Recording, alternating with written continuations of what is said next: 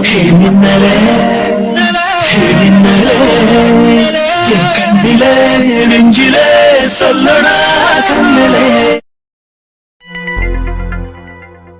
மச்சான் நைட்டெல்லாம் தூங்கவே இல்லையா? தூங்குனண்டா சக்தி. தூங்குனேன்னு உன் கண்ணை பார்த்தாலே தெரியுது. எப்படி இருக்கு பாரு. சரி இரு, ஒரு டீ சாப்பிடலாம். அண்ணா ஒரு டீ 1/2. மச்சான் எப்பவும் போல இருறா. நான் எப்பவும் போல தானடா இருக்கேன். ஆமா இருக்க. இப்படி மூச்சியை தொங்க போட்டு உட்கார்ந்துருக்கிறத பார்க்கும்போது எனக்கு கடுப்பு தான் வருது. கடுப்பா இருக்குன்னா எதுக்கு என் கூட இருக்க? எந்திரிச்சு வீட்டுக்கு போ. உன் கூட இருக்காம அப்புறம் உன் வாயில நல்லா வந்துடும் எனக்கு. இல்ல தெரியாம கேக்குற. அவன் மேல இருக்கிற கோபத்தை என்கிட்ட காமிச்சிட்டா மட்டும் எல்லாம் சரியாயிடுமா? எனக்கு யார் மேலயும் கோவம் இல்லடா சக்தி. அப்புறம் ஏன்டா இப்படி இருக்க? எப்பவும் போல ஜாலியா இருடா. உன் பொண்டாட்டி உன் கூட சண்டை போட்டு இதுக்கப்புறம் உன் கூட வாழ மாட்டேன்னு அவ அம்மா வீட்டுக்கு போனாலே, அப்ப நீ ஜாலியாவா இருந்த? டேய் அதுவும் இதுவும் ஒன்னாடா. அவன் என் பொண்டாட்டிடா. என்னமா நீ அவளை கல்யாணம் பண்ணி உன் பொண்டாட்டி உன்னை விட்டு போன மாதிரி உட்காந்து ஃபீல் பண்ணிக்கிட்டு இருக்க? இப்ப என்ன லவ் தானே? இங்கெல்லாம் அவன் ஸ்கூல்ல ஒரு லவ், காலேஜ்ல ஒரு லவ், வேலை செய்யற இடத்துல ஒரு லவ், ஜிம்ல ஒரு லவ்னு ஏதோ சட்டைய மாத்துற மாதிரி காதலிய மாத்திக்கிட்டு போய்கிட்டு இருக்கானுங்க. நீ என்னமா ஒருத்திய லவ் பண்ணிட்டானா விட்டுட்டு போயிட்டானா உட்காந்து ஃபீல் பண்ணிக்கிட்டு இருக்கான். இங்க பாரு, திரிசா கிடைக்கலன்னா திவ்யான்னு போய்கிட்டே இருக்கணும். அப்ப திவ்யா கிடைக்கலனா எனக்கே கவுண்டர் கொடுக்கறது என்ன? சரி பாண்டா, நீயா? நீ எங்கடா இங்க? சக்தியன்னு என் பாட்டியோட சொந்த ஊர் இதான் பாத்துக்கங்க. என் பாட்டி வயசான காலத்துல சொந்த ஊர்ல வந்து இருக்கணும்னு ஆசைப்பட்டுச்சு. அதான் சரி நமக்கு என்ன இப்ப ஆபீஸ் வேலையா, நம்ம டீ கடை தானே எங்க வேணாலும் போட்டுக்கலாம்னு சொல்லி பாட்டியோட ஆசையை நிறைவேற்றலாம்னு பாட்டியும் கூட்டிட்டு இங்கே வந்து செட்டில் ஆயிட்டேனே. பரவாயில்லடா பாண்டா. உலகத்துல எந்த மூளைக்கு போனாலும் டீ கடை வச்சே சாமர்த்தியமா பொழைச்சுக்கிற பாரு. நீ பெரிய ஆள் தான்டா. ஆமா பின்ன என்ன இவங்க தான் நம்ம ஊர்ல வந்து டீ கடை போடுவாங்களா? நம்மளும் இங்க வந்து டீ கடை போடுவோம்ல. போடுறா பாண்டா. எங்களுக்கும் வசதியா தான் இருக்கும். சரி டீயை கொடு. இந்தாங்கண்ணே. அப்புறம் டி பாண்டா, நான் டீன்னு மட்டும் தான் சொன்னேன். கரெக்டா பிளாக் டீ போட்டு கொண்டு வந்திருக்க. நாங்க தான் உனக்கு தெரியுமாடா? பின்ன உங்க குரல் எனக்கு தெரியாத சக்தி என்ன? அது மட்டும் இல்ல, இந்த காலத்துலயும் ஒரு டீயை 1/2 போட்டு குடிக்கிறது உங்களை விட்டா வேற யாராவது இருக்க முடியுமாண்ணே? இவன் நம்மள பாராட்டுறானா இல்ல ஓட்டுறானான்னு தெரியலையே. அப்புறம் சக்தி என்ன சமீரனை எது பேசாம அமைதியா இருக்காரு? அது ஒண்ணும் இல்லடா பாண்டா, அவனுக்கு ஒரு சின்ன தலைவலி. தலைவலியா? நம்ம டீயை குடிங்க என்ன, தலைவலி எல்லாம் காணாம போயிடும். என்ன போன தலைவலி திரும்ப வந்திருக்கு? டி மச்சான், ஐஷு. அண்ணா எனக்கு அவங்கிட்ட கொஞ்சம் பேசணும். இன்னும் என்னடா பேசணும்? அதான் பேச வேண்டியதெல்லாம் மொத்தமா பேசிட்டாளே. எனக்கு யார்கிட்டயும் பேசுறதுக்கு விருப்பம் இல்ல. கிளம்பி போ சொல்லு. அண்ணா அவன் கோவமா இருப்பான்னு எனக்கு தெரியும். அவன் கோவம் நியாயமானதுதான். அவனை நான் ரொம்ப கஷ்டப்படுத்திட்டேன். அதுக்கு மன்னிப்பு கேட்க தான் வந்திருக்கேன். ஒருத்தனை கத்தியால குத்தி கொன்னுட்டு அதுக்கப்புறம் அவங்ககிட்ட மன்னிப்பு கேட்டா எல்லாம் சரியா போயிருமா? இல்ல இப்ப மேடம் எதுக்காக என்கிட்ட வந்து மன்னிப்பு கேட்டுட்டு இருக்காங்க? மன்னிப்பெல்லாம் கேட்கறதுக்கு நான் யாரு? நான் தான் யாரும் இல்லைன்னு நேத்தே நிரூபிச்சிட்டாங்களே. எவனோ ரோட்ல போற ஒருத்தங்கிட்ட மன்னிப்பு கேட்கறதுக்காக எல்லாம் எதுக்கு மேடம் பாவம் இவ்வளவு ரிஸ்க் எடுத்து வீட்டை விட்டு வெளியே வந்திருக்காங்க? அவங்கள தயவு செஞ்சு வீட்டுக்கு போக சொல்றா. அப்புறம் கடைசியில அவங்க அண்ணா அதுக்கும் நான் தான் அவங்க தங்கச்சியை யாருக்கும் தெரியாம வெளியே கூட்டு வந்து ஏதாவது பண்ணிட்டேன்னு சொல்ல போறாரு. அண்ணா நான் போயிடுறேன். ஆனா எனக்கு அவன்கிட்ட கொஞ்சம் பேசணும். எனக்கு யாருக்கிட்டயும் பேசுறதுக்கு விருப்பம் இல்லடா சக்தி. அவங்களை தயவு செஞ்சு கிளம்பி போக சொல்லு. டி மச்சான், இல்லடா அந்த பொண்ணு நேத்து என்கேஜ்மெண்ட் முடிஞ்சதுக்கு அப்புறமும் இன்னைக்கு உன்கிட்ட ஏதோ பேசணும்னு வந்திருக்குன்னா அப்போ ஏதாவது விஷயம் இருக்கும்டா. என்னடா விஷயம்? இவ்வளவு சொன்னதுக்கு அப்புறமும் இன்னும் உயிரோட தானே இருக்கான். இன்னும் எதையாவது சொல்லி மொத்தமா சாவடிச்சிடலான்னு வந்திருப்பா.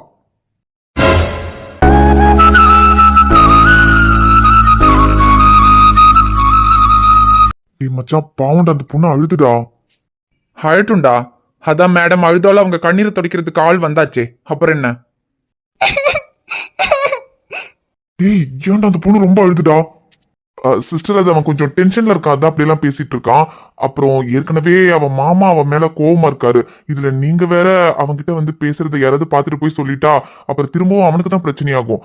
ப்ளீஸ் தயவு செஞ்சு வீட்டுக்கு போங்க சிஸ்டர். எதா இருந்தாலும் அப்புறமா பேசிக்கலாம். நான் போயிடுறேன்னா. ஆனா எனக்கு அவன்கிட்ட ஒண்ணு மட்டும் சொல்லணும். அவன் என் மேல எவ்வளவு வேணா கோவமா இருக்கட்டும், ஆனா அவனை வருத்தப்பட வேண்டாம்னு மட்டும் சொல்லுங்கண்ணா. ஏன் நான் வருத்தப்பட்டா என்ன, வருத்தப்படலன்னா மேடம்க்கு என்னவா? ஒருத்தனுக்கு எவ்வளவு நோக்கடிக்க முடியுமோ அவ்வளவு நோக்கடிச்சுட்டு அப்புறம் வந்து வருத்தப்பட வேண்டாம்னு எப்படி இவ்வளவு ஈஸியா சொல்ல முடியுதுன்னு தெரியல.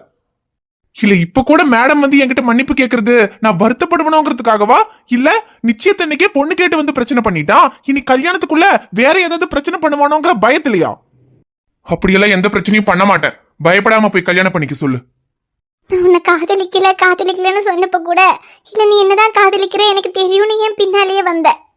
அந்த அளவுக்கு என் காதல் மேல நம்பிக்கை வச்சிருந்த உன்னை இப்ப நான் வேற ஒருத்தனை கல்யாணம் பண்ணிக்குவேன்னு நீயே சொல்ற அளவுக்கு என் காதல் மேல இருந்த நம்பிக்கைய நானே இல்லாமக்கிட்டேன்ல. நீ என் மேல கோவமா இருந்தாலும் பரவாயில்லடா, நீ நல்லா இருந்தா போதும். ஐயோ சிஸ்டர், நீங்க இப்படி இங்க நின்று அழுதுகிட்டு இருக்கிறது யாராவது பார்த்தா எங்களை தான் தப்பா நினைப்பாங்க. ப்ளீஸ் கொஞ்சம் போங்க சிஸ்டர். என் போயிடுறேன்னா, ஆனா அவனை கொஞ்சம் பாத்துக்கங்க. என்ன பாத்துக்க சொல்றதுக்கு இவ யாரா சக்தி? இல்ல இவ போயிட்டான்றதுக்காக அப்படியே செத்துருவோமா என்ன? ஏன் இவங்களுக்கு மட்டும்தான் எல்லாத்தையும் தூக்கி போட்டு அவங்க வாழ்க்கையை பார்க்க தெரியுமா? எனக்கு என் வாழ்க்கையை பார்க்க தெரியாது. அப்படியெல்லாம் செத்துற மாட்டேன்னு சொல்லு. என் வாழ்க்கையை பாத்துக்கிறதுக்கு எனக்கு தெரியும். அப்படி அவன் என்ன மறந்துட்டு அவன் வாழ்க்கையை பாத்துக்கிட்டா எனக்கு சந்தோஷம் தான்னா. மறக்காம அவளையே நினைச்சிட்டு திரும்ப அவ பின்னால வர்றதுக்கு அந்த ஷமீர் செத்துட்டான்னு சொல்லு. என்ன இவ போயிட்டா நான் வேற யாரையும் பார்க்க மாட்டேன்னு நினைச்சிட்டு இருக்காளா? எவ போனாலும் எனக்கு அதை பத்தி கவலை இல்ல. நான் வேற ஆள பார்த்துட்டு போயிட்டே இருப்பேன். அப்படி அவனால அவன் மனசுல இருந்து என்ன தூக்கி போட முடிஞ்சா அதை பண்ணட்டும். ஏன் அவங்களாலே முடியும் போது என்னால முடியாதா? தூக்கி போடுறது மட்டும் இல்ல, அந்த இடத்துல வேற ஒருத்திய வைக்கவும் என்னால முடியும்னு சொல்றா. நம்பிக்கை இல்லைன்னா இப்பவே காட்டுறேன். Excuse me. எஸ். ஏ குட்டி முன்னால நீ பின்னால நான் வந்தால.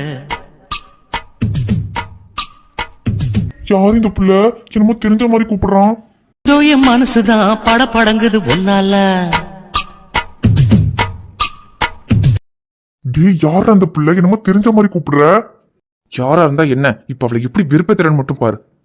ஹலோ, என் பேரு சிவா, உங்க பேரு? ஹாய் சிவா, என் பேரு பூஜா. பூஜாவா? வாவ், உங்களை மாதிரி உங்க பேர் கூட கியூட்டா இருக்குங்க.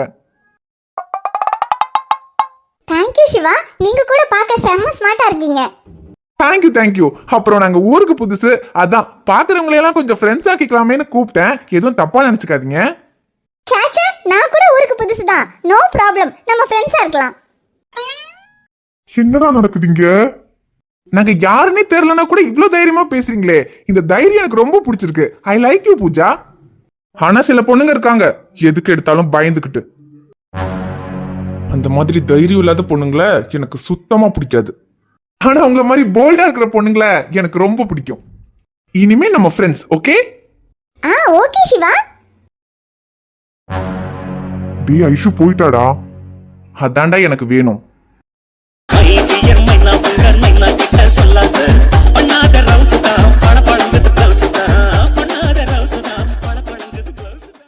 பூஜா அண்ணா. அண்ணனா? அச்சோ, என்ன சிவா அப்படி பாக்குற? நான் தான் சொன்னல என் தங்கச்சி பூஜா, அது இவதான். தங்கச்சியா? எப்படி இந்த தைரியம் எனக்கு ரொம்ப பிடிச்சிருக்கு. I like you Pooja. செத்தடி மவனே. கொஞ்சம் சும்மாறா டேய். என்ன பூஜா, சிவா டீ கடையில் இருக்கான்னு சொன்னதும் நானே சிவா மாமாவை கண்டுபிடிக்கிறேன்னு வந்தேன். கரெக்டா கண்டுபிடிச்சிட்டு போலியே, எப்படி கண்டுபிடிச்ச?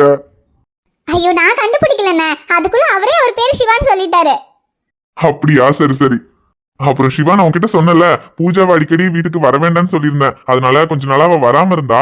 அப்புறம் நேத்து தான் போன் பண்ணிட்டு எனக்கு உன்னையும் அண்ணியும் பார்க்கணும் போல இருக்குன்னா வரட்டான்னு கேட்டா. அப்புறம் நீ வேற வந்திருக்கல, அதான் அவகிட்ட சொன்னா அவ ரொம்ப சந்தோஷப்படுவான்னு அவளை வர சொன்னேன். நீங்க 2 பேரும் குழந்தையா இருக்கும் போது பார்த்தது, அதுக்கப்புறம் ஒருத்தர் பார்த்துக்கிட்டது இல்லல்ல. அதனால வந்ததும் சிவமாமா எங்க எப்படி இருப்பாருன்னு கேட்டு தொல்லை பண்ணிக்கிட்டே இருந்தா. அவன் டீ சாப்பிட போயிருக்காண்டி வருவான்னு சொன்னா அது வரைக்கும் அவளுக்கு பொறுமை இல்ல. நானே போய் பாத்துக்கிறேன்னு வந்தா. என்ன பூஜா, உன் சிவமாமாவை பாத்துட்டியா? இப்ப சந்தோஷமா? ரொம்ப சந்தோஷம். அவனை கண்டுபிடிக்கிறேன்னு வந்து கடைசியில அவன் இங்க இல்லன்னா யாருன்னு தெரியாம முடிச்சிட்டு இருப்பியோன்னு தான் நான் வந்தேன். சரி, அவன் வீட்டுக்கு தான் வருவான், வா வீட்டுக்கு போலாம். சரிண்ணே, போலாம். சிவா நானும் பூஜா வீட்டுக்கு போறோம், நீ சீக்கிரமா வீட்டுக்கு வா. நீங்க போங்க மாமா, நான் வந்துடுறேன். சரிடா, வா பூஜா போலாம். ஐயோ சாரிங்க, நீங்க யாருன்னு தெரியாம விளையாட்டுக்கு பேசிட்டேன். ஐயோ பரவாயில்ல சிவமாமா, நான் எதுவும் நினைக்கல. அப்புறம் இவ்வளவு நேரம் பூஜான்னு தானே கூப்பிட்டு இருந்தீங்க, இப்பயும் வாங்க போங்கன்னு கூப்பிடுறீங்க. பூஜானே கூப்பிடுங்க மாமா. சரி பூஜா, அப்புறம் நான் இப்படி பேசினேன்னு மாமா கிட்ட மட்டும் சொல்லிடாத ப்ளீஸ். ஒன்றும் கவலைப்படாதீங்க சிவமாமா, சொல்ல மாட்டேன். ஏன்னா எனக்கு உங்களோட இந்த தைரியம் கூட ரொம்ப பிடிச்சிருக்கு. Okay, thanks Pooja.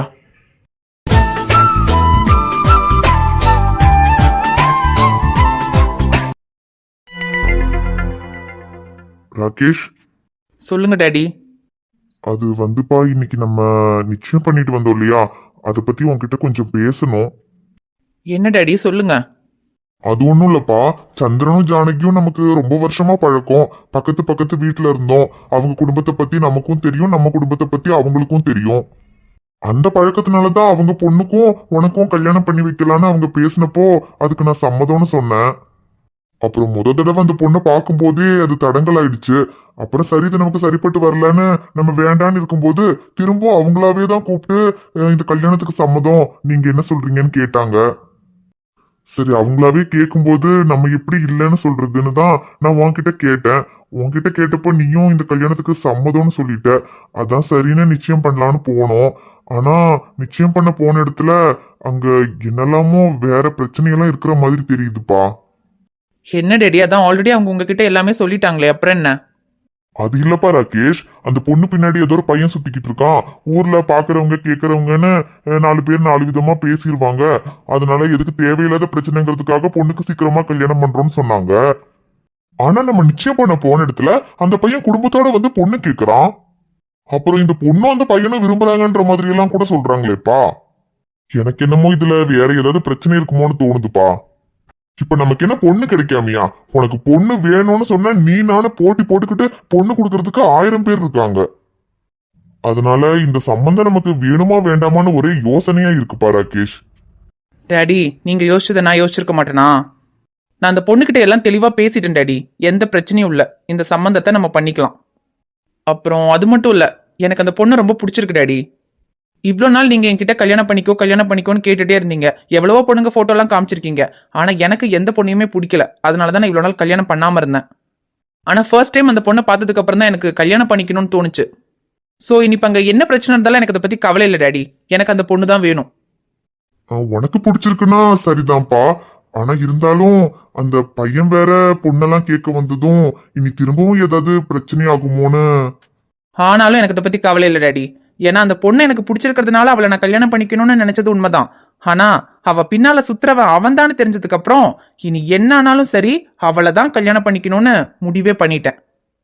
தானே இருப்ப, பாத்துக்கிறேன்டா உன்னை. I am waiting. வாழ்க்கை ஓடி ஓடி அலைஞ்சு திரிஞ்சு உடஞ்சு முடிஞ்சு ஆரம்பிச்ச இடத்த தேடி வந்து நிற்குண்டா.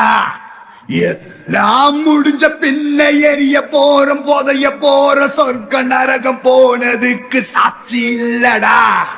இந்த நொடி இருக்க வாழ்ந்துக்கோ, நேரம் நல்லா இருந்த பழச்சிக்கோ. எதுவும் இங்க சரியும் இல்ல தவறும் இல்ல போடா. ஆல்ரெடி அவனுக்கு கொடுக்க வேண்டிய பாக்கி ஒண்ணு இருக்கு டாடி. அதை எப்படி அவனுக்கு கொடுக்கறதுன்னு தான் காத்துக்கிட்டு இருந்தேன். இப்போ அவனாவே வந்து மாட்டிக்கிட்டான். ராகேஷ், நான் சொல்றேன்னு தப்பா நினைக்காதப்பா. இது ஒன்றும் பிசினஸ் கிடையாது. இது கல்யாணம், வாழ்க்கை சம்பந்தப்பட்ட விஷயம். உனக்கு அந்த பொண்ணை பிடிச்சிருக்குன்னு நீ அந்த பொண்ணை கல்யாணம் பண்ணிக்கணும்னு முடிவு பண்ணியிருந்தா சரி.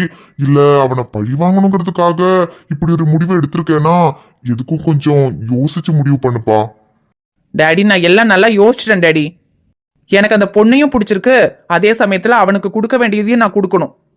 ஒரே கல்லுல 2 மாங்காய் அடிக்கிறதுக்கு எனக்கு சான்ஸ் கிடைச்சிருக்கு. இதை நான் எப்படி மிஸ் பண்ணுவேன்?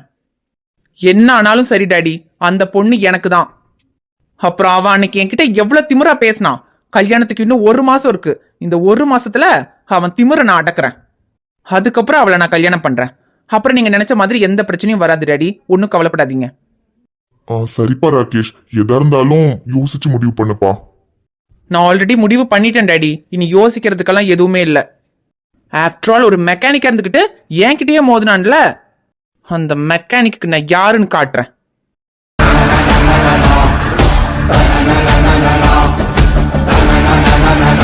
ஹாய் ஃப்ரெண்ட்ஸ், எல்லாரும் எப்படி இருக்கீங்க? நிச்சயமா நலமா இருப்பீங்கன்னு நம்புறேன். இப்ப எதுக்கு வந்திருக்கோம்னா, ஒரு முன்ஜாமீன் எடுக்க தாங்க வந்திருக்கோம். அது எதுக்குன்னு உங்களுக்கே தெரிஞ்சிருக்கும். ஏன்னா கதை அடுத்து எப்படி போகுதுன்னு எல்லாரும் ஓரளவுக்கு கெஸ் பண்ணியிருப்பீங்க. ஷமீரையும் ஐஷுவையும் பிரிச்சுட்டோன்றதுக்காக கண்டிப்பா திட்டுவீங்க. திட்டக்கூடாதுன்றதுக்காக தான் முன்ஜாமீன். அவங்கள பிரிச்சது ஒரு காரணமா தான். ஏன்னா அடுத்த கதையை கொஞ்சம் வேற மாதிரி மூவ் பண்ணணும். அதனால ஷமீரையும் ஐஷுவையும் சேர்த்து வைங்கன்னு கேட்காதீங்க.